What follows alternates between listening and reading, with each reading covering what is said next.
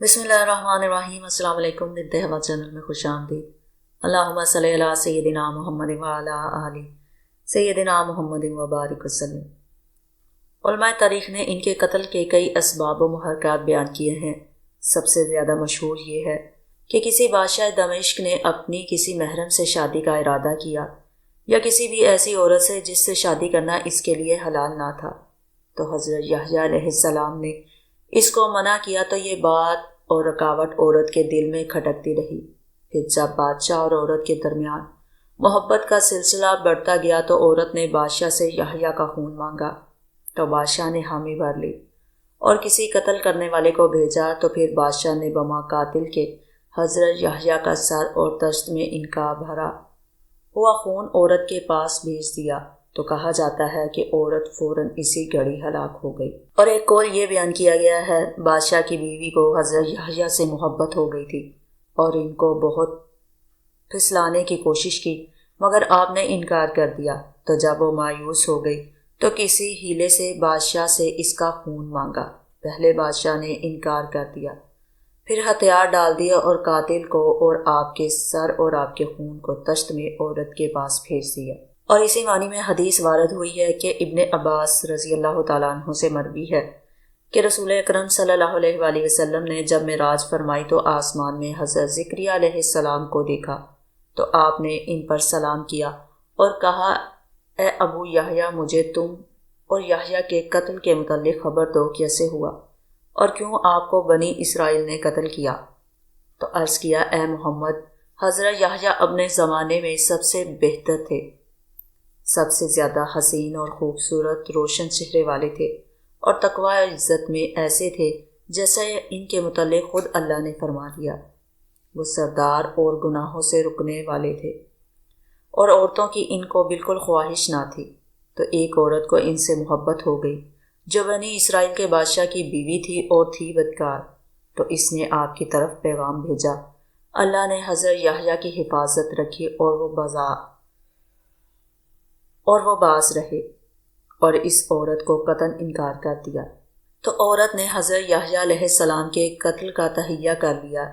ان کی ایک عید ہوتی تھی جس میں ہر سال جمع ہوتے تھے اور بادشاہ کی عادت تھی کہ وہ اس دن جو وعدہ کرتا تو اس کی خلاف ورزی نہ کرتا اور نہ جھوٹ بولتا۔ تو بادشاہ عید کی طرف نکلا، وہاں عورت کھڑی ہو گئی اور بادشاہ کو مائل کیا، اور بادشاہ ویسے ہی اس سے محبت رکھتا تھا، لیکن یہ عورت پہلے اس سے اتنی محبت نہ کرتی تھی۔ تو جب عورت نے پھسلایا تو بادشاہ نے کہا، مجھ سے کچھ بھی سوال کر لے، جو تو سوال کرے گی میں ضرور عطا کروں گا۔ تو تب عورت بولی، میں یحییٰ بن زکریا کا خون مانگتی ہوں۔ بادشاہ نے کہا، کچھ اور سوال کرو۔ عورت نے کہا، نہیں، بس یہی چاہیے۔ تو بالآخر بادشاہ نے کہا، چل، وہ تیرے لیے ہوا۔ پھر اپنے جلاد کو یحییٰ کے پاس بھیجا۔ آپ محراب میں نماز ادا فرما رہے تھے اور میں حضرت زکریا ان کی جانب میں نماز پڑھ رہے تھے، تو جلاد نے ایک تشت میں ان کا ذبح کر دیا، یعنی خون سارا تشت میں گرا، اور پھر سر اور خون اٹھا کر عورت کے پاس لے گیا۔ راوی کہتے ہیں کہ رسول اکرم صلی اللہ علیہ وآلہ وسلم نے ان سے پوچھا، پھر آپ کا صبر کس حد تک تھا؟ تو حضرت زکریا علیہ السلام نے فرمایا، میں اپنی نماز سے دور نہ ہوا بلکہ برابر پڑھتا رہا، اور حضرت یحییٰ آپ کے محبوب فرزند تھے۔ تو جب جلاد نے سر اٹھا کر عورت کے پاس رکھا تو شام کے وقت بادشاہ اور اس کی یہ ظالم بیوی اور تمام گھر والے حشم و خدم سب دھنسا دیے گئے۔ جب صبح ہوئی تو بنی اسرائیل نے کہا، زکریا کا رب زکریا کے لیے غضب میں آ گیا ہے، تو لہٰذا آؤ ہم اپنے بادشاہ کے لیے زکریا پر غصہ نکالیں اور اس کو قتل کر دیں۔ تو وہ میری زکریا تلاش میں نکلے کہ مجھے قتل کر ڈالے، اور میرے پاس ایک خبر دینے والا آیا، تو میں ان سے بھاگ گیا، اور ابلیس ان کے آگے آگے ان کو زکریا کا پتہ بتا رہا تھا۔ جب میں سمجھ گیا کہ اب میں ان سے نہ بچ سکوں گا تو میرے سامنے ایک درخت آ گیا، اور اس سے آواز آئی، میری طرف آؤ۔ پھر درخت بیچ سے شق ہو گیا اور میں اس میں داخل ہو گیا، اور ابلیس آیا اور اس نے میری چادر کا کونا پکڑ لیا، اور درخت دوبارہ بند ہو گیا اور چادر کا کنارہ درخت سے باہر ہی رہ گیا، اور بنی اسرائیل آئے تو ابلیس نے کہا کیا تم نے نہیں دیکھا کہ وہ اس درخت میں داخل ہوا ہے؟ یہ اس کی چادر کا کنارہ ظاہر ہے اور وہ اپنے جادو کے زور سے اندر اپنی جگہ بنا گیا ہے۔ تو وہ کہنے لگے ہم اس درخت کو جلا ڈالتے ہیں۔ تو ابلیس نے کہا تم اس درخت سمیت اس کو آرے سے کاٹ ڈالو۔ تو حضرت زکریہ علیہ السلام نے فرمایا پھر مجھے درخت سمیت آرے سے کاٹ دیا گیا۔ حضور اکرم صلی اللہ علیہ وآلہ وسلم نے حضرت زکریہ علیہ السلام سے پوچھا کیا آپ کو آرے کی تکلیف یا کچھ احساس ہوا؟ تو فرمایا نہیں، بلکہ اس درخت نے میری تکلیف کو اللہ کے حکم سے سمیٹ لیا تھا اور اس میں اللہ نے میری روح رکھ دی تھی۔ یہ حدیث انتہائی درجہ غریب ہے اور عجیب ہے اور اس کی حضور تک نسبت کرنا غلط ہے، اور اس میں وہ باتیں ہیں جو ہر حال میں غلط ہیں۔ اور اسراء و معراج کی احادیث میں آسمانوں میں حضرت زکریہ سے ملاقات کے وقت یا یہ باتیں کسی حدیث میں منقول نہیں۔ بعض صحیح احادیث میں فقط اتنا ہے کہ حضور صلی اللہ علیہ وآلہ وسلم نے فرمایا پھر میں دو خالہ زاد یعنی یحییٰ اور عیسیٰ کے پاس سے گزرا اور وہ دونوں ایک دوسرے کے خالہ کے بیٹے ہیں۔ لہٰذا جمہور کے قول کے مطابق آیا ہے جو ظاہر حدیث کے بھی موافق ہے کہ حضرت یحییٰ کی والدہ اشیاء بنت عمران تھیں جو مریم بنت عمران کی حقیقی ہمشیرہ تھیں، اور ایک قول یہ ہے کہ اشیاء جوام یحییٰ ہیں، یہ عمران کی بیوی حنہ کی بہن تھی۔ اس صورت میں حضرت یحییٰ حضرت عیسیٰ کے خالہ زاد نہ ہوں گے بلکہ ان کی والدہ مریم کے خالہ زاد ہوں گے، واللہ عالم۔ پھر حضرت یحییٰ بن زکریا کی مقتل گاہ کے بارے میں اختلاف ہے، آیا وہ مسجد اقصیٰ ہی میں شہید کیے گئے یا دوسری جگہ؟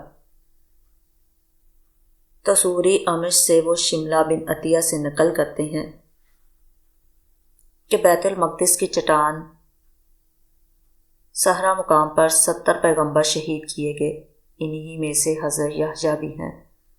سعید بن المسیب سے منقول ہے کہ بخت نصر دمشق آیا تو وہاں حضرت یحییٰ کا خون جوش مار رہا تھا، تو بخت نصر نے اس خون کے متعلق پوچھا۔ لوگوں نے حقیقت حال کی خبر دی کہ کس طرح ایک مظلوم پیغمبر بے گناہ شہید کر دیے گئے ہیں، تو بخت نصر نے برائے انتقام 70,000 اسرائیلیوں کو قتل و خون ریزی سے دوچار کیا، اور اس روایت کی اسناد حضرت سعید تک بالکل صحیح پہنچتی ہے، جس سے معلوم ہوتا ہے کہ آپ علیہ السلام دمشق میں قتل کیے گئے، اور بخت نصر کا قصہ حضرت مسیح کے بعد کا واقعہ ہے، جیسے کہ حضرت حسن بصری رحمۃ اللہ علیہ اور عطار رحمۃ اللہ علیہ نے فرمایا، واللہ عالم۔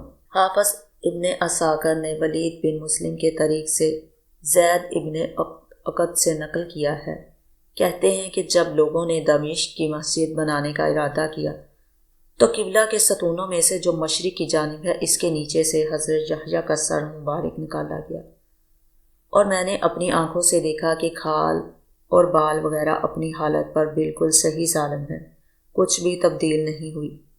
ایک روایت میں ہے کہ گویا ابھی قتل کیے گئے ہیں، اور مسجد دمشق کی بنا کے تذکرے میں ہے کہ آپ کا سر مبارک ایک ستون کے نیچے مدفون ہے۔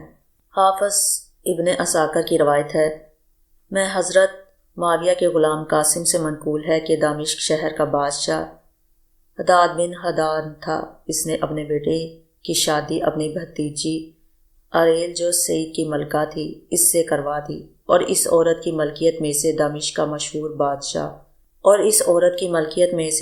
کا مشہور بادشاہوں والا بازار بھی تھا، اور ایک مرتبہ اس کے شوہر نے اس کے بارے میں 3 طلاق کا حلف اٹھایا، پھر ندامت ہوئی تو واپسی کی کوئی صورت کے لیے حضرت یحییٰ بن زکریا سے مسئلہ دریافت کیا، تو آپ نے جواب دیا کہ جب تک وہ دوسرے نکاح نہ کرے تب تک آپ سے نکاح نہیں کر سکتی، تو اس سے لڑکی کو حضرت یحییٰ سے کینہ و دشمنی پیدا ہو گئی۔ اس نے بادشاہ سے یحییٰ بن زکریا کا سر مانگا، اور یہ اس نے اپنی ماں کے اشارے پر کیا تھا، لیکن بادشاہ نے اول انکار فرما دیا، پھر مجبور ہو کر مان بیٹھا۔ قاتل کو آپ کے پاس بھیجا، آپ محراب میں نماز ادا فرما رہے تھے، اور وہ جبرون کی مسجد تھی۔ جو شخص آپ کا سر مبارک لایا تو سر نے اس کو کہا، تیرے لیے نکاح کرنا درست نہیں کہ تو غیر سے اس کا نکاح کروا دے۔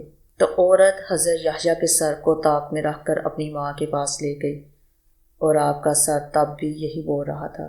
جب آپ کا سر اقدس بغیرت ماں کے سامنے رکھا گیا تو زمین نے اس کو قدموں تک نگل لیا، پھر سرینوں تک، اور اس کی ماں چیخ و پکار کرتی رہی۔ خادمائیں بھی آہوزاری میں مصروف اپنے چہروں کو تھپیڑتی رہیں، پھر زمین اس کو شانوں تک نکل گئی۔ تب اس کی ماں نے حکم دیا کہ اس کا سر تن سے جدا کر دیا جائے تاکہ سر توبہ کی بچ جائے۔ پھر سر تن سے جدا کر دیا گیا، پھر زمین نے اس کے نگلے ہوئے کمینے جسم کو بھی باہر اچھال دیا، اور پھر یہ سب لوگ ذلت و فقر، تباہی و دفنا میں غرق ہوتے گئے، اور پیغمبر کا خون جوش مار مار کر مسلسل انتقام کے لیے لوگوں کو اکساتا رہا، حتیٰ کہ بخت نصر آیا اور اس نے اس کے انتقام میں 75,000 ظالموں کو قتل کیا۔ تب کہیں جا کر خون ٹھنڈا ہوا۔